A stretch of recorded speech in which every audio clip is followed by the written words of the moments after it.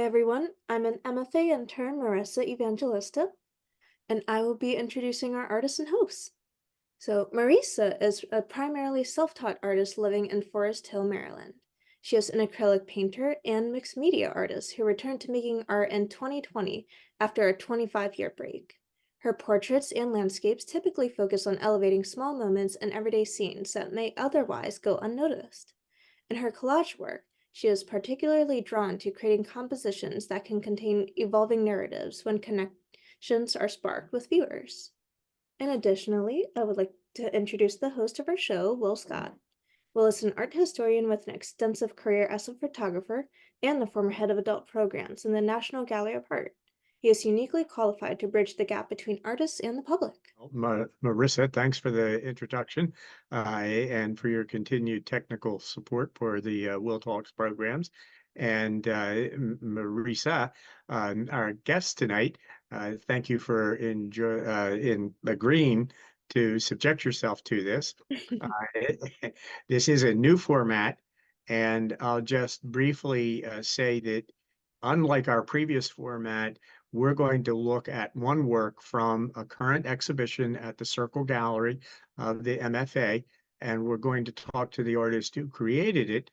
In a sense, trying to let all of our viewers and listeners know a little bit more about a piece, which in this case was awarded for its excellence in the current Winter Member Show. That won't necessarily be the case. It won't necessarily be an award-winning piece, but it will be a piece that I think is interesting and is representative of the diversity and quality of the show. And we want to give the artist who created a piece in a current show the opportunity to sort of explain what it is that they were working to communicate through the individual object. And hopefully this will encourage more of our viewers and listeners to make the effort to come to the Circle Gallery and see the work in the original. They'll be able to hopefully interact and critically examine it because they've already had a chance to essentially have a little conversation with the creative who produced the work. So, Marisa, Yes. the first thing that interested me when I saw your piece was, of course, it's striking as a portrait, but the very first thing that sort of caught and held my attention was that there are little bits of text that are quite small, but seem to me to be deliberately chosen and placed. And first of all, is that true? And if so, can you say a little bit about them and why you included them as you did? So to back up just a hair, this concept of doing mixed media collage portrait is something that had been turning in the back of my mind for a long time, for a whole host of reasons. And this was the first time I really tried to fully lean into like all of the media that I had at my fingertips to see what that would do for me and what that would bring to the way that I do portraiture. And Mhm. so in my first layer, which probably you can only see bits and pieces of the first layer, I was kind of just putting anything down that was in the right palette and in the right tone and value to make sure that I was, sort of doing right by portraiture. And as I continued, there were little bits that popped out at me as interesting. And so those were the pieces, whether they were text or images, or patterns, those are the pieces that I either chose to leave exposed or partially exposed, or I chose to build onto as I added more layers. Because really there are many, many layers here, and probably most of them will never be seen by eyes other than mine. Um, Regarding the text, most of the placement was accidental, but the intention to leave it partially uncovered sort of speaks to the overall intention of the piece, which is that all of us are made up of so many moments, and so many experiences, and most of them may seem like inconsequential experiences or sort of, throwaway moments, but they all shape us whether we remember them or not. And so this sort of this notion of ephemera passing through our life but always impacting us sort of echoes in the way that I left some words exposed and some not. There's a teeny bit of text down below the lower lip that I'm struggling to read because I can't quite remember, but it has to do with speaking. And I left that and its placement and its readability sort of intentionally there to have to do with its placement in the portrait and what that may say about the subject of the portrait. So at this point, I've been holding this back. You and I did have an opportunity to speak in a previous Zoom, but I've been holding myself back because the question I keep wanting to have answered is this a literal portrait in the collage format of an actual person, or is this more of a metaphoric or symbolic portrait generically of a woman?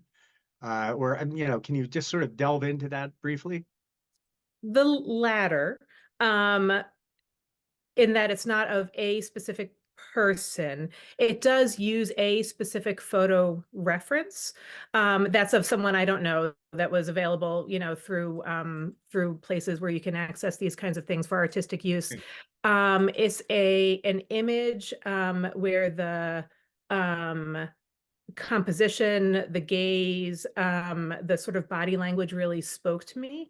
And it was something that I wanted to try to use with this kind of mixed media format. And frankly, this may seem like real surface, but I was very excited by the opportunity that the hair, like the vast expanse of hair, would offer, because I was really excited about the idea of fabric collage and the little bit more freedom and abstraction that may be possible there. And so that, the fact that this subject reference photo had a whole lot of hair to work with was really exciting for me from a from an art making perspective. Okay, so the other thing that struck me, especially in the gallery, and this is in a way my weak attempt to say, as everybody who's listening or sees this will of course know, there is no substitute for engaging the actual work of art face to face. But in this case, I think it's kind of easier to make the point because you see there's a very bright white dot, if you will, directly above the bridge of the nose, above the forehead.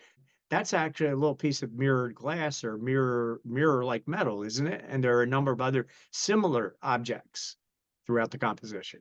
Yeah, there's 5 or maybe 6 circular mirrors, little, they're probably plastic, they're not glass, but little mirror discs that are attached through embroidery onto the textile collage that makes up the hair.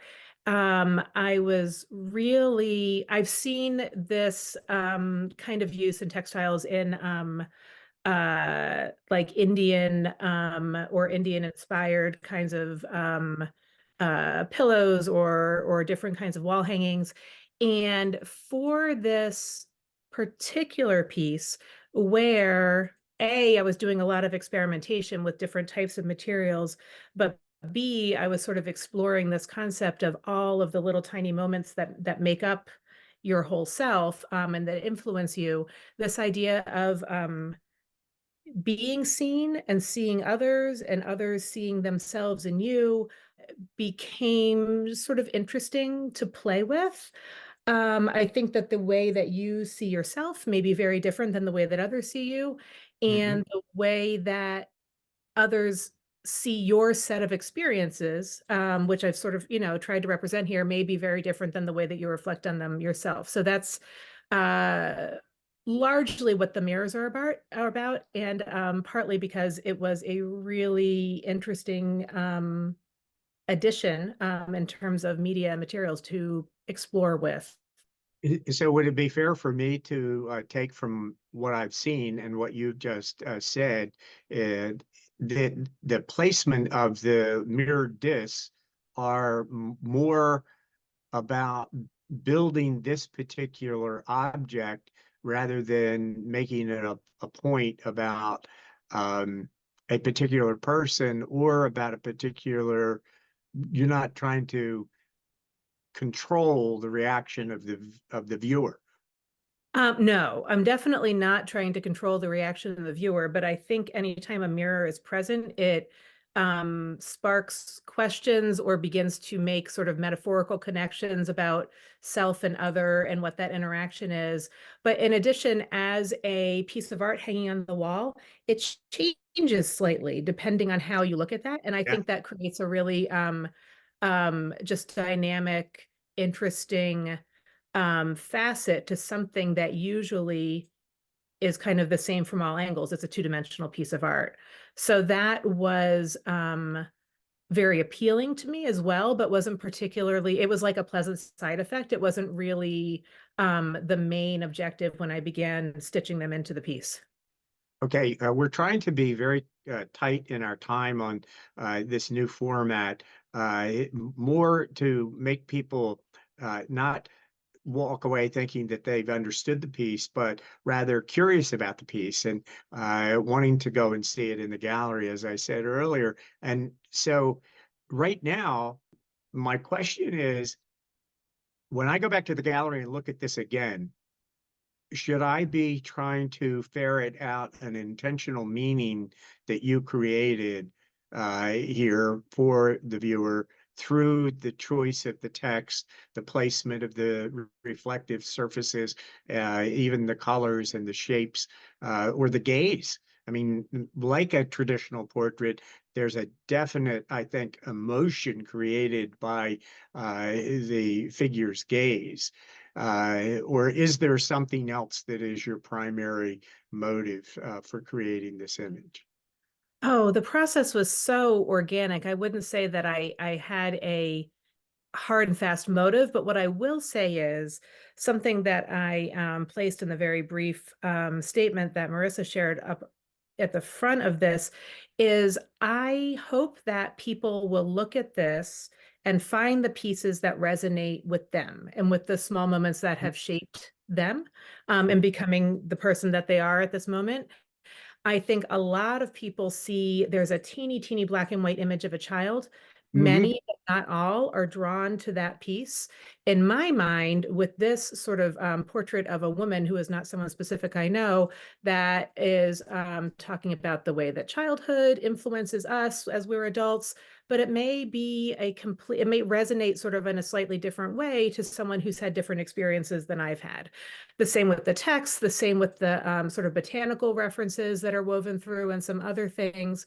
So my hope is that someone will engage with this and reflect on the moments that have made up their own life, and it will be possibly a different narrative depending on who you are looking at it. Well, because we're trying this new format and we're trying to make it very concise, I just want to ask you to uh, say anything in the next few minutes that you think needs to be said about this piece that none of my questions or observations or your previous comments have touched on. Oh gosh. Well, I think that there's something to be said process-wise about the act of hand stitching Mhm. anything. I don't use a sewing machine. I don't know how to use one. Maybe I'll learn one day, but this is all hand stitching embroidery in here. And when you're hand stitching, you're necessarily going very slowly, or at least I am when I'm hand stitching. And this for me, this act of laying in the stitching, which is an action that I really enjoy doing when I'm able to incorporate it in my art, um, leaves time for reflection. And I think that stitching can also be a metaphor for, I mean, the thing I keep referencing, which is all these little bits and pieces of patchwork moments that make up who we are. And so for myself as the artist, I was doing sort of a lot of thinking about that as I was laying in the stitching. And I wonder if there's ways that the stitching resonates in the same way or in a different way for those who are viewing it. Well, I think it's a beautiful piece, and that's of course what attracted my attention to it first in the gallery. But the longer I looked at it, and especially the longer that you and I have talked, I think it's even more fascinating. And I'm being very sincere. I'm going to go back to the gallery and look at it even more intensely. And so, in that sense, I I hope you feel that you've accomplished what you wanted as a creative person, experimenting with a new approach to the art of portraiture. I think it's really a beautiful and fascinating piece, and I hope that a lot of our listeners are going to come to the gallery and take a closer look and think about what you've created. Thank you so much. It's been so lovely to be able to share about it here, and I really appreciate the invitation to come talk with you. Well, thank you. It's been nice talking with you. Uh, Thank you both so much, especially Marisa, for taking the time to talk to us about this piece. And I absolutely really resonate with everything you said. When I first saw this piece, I stood before it thinking about how the stitching reminded me of my mother's tailoring, and thus connecting me with that childhood through seeing the little kid that you mentioned as well. So there's a lot of beauty and love put through this piece, and it's really awesome. Thank you. Well, thank you. Thank you both. And thank you for all of those who are going to see this, for taking the time to watch it. And hope you'll get to see the exhibition before it closes on January 27th.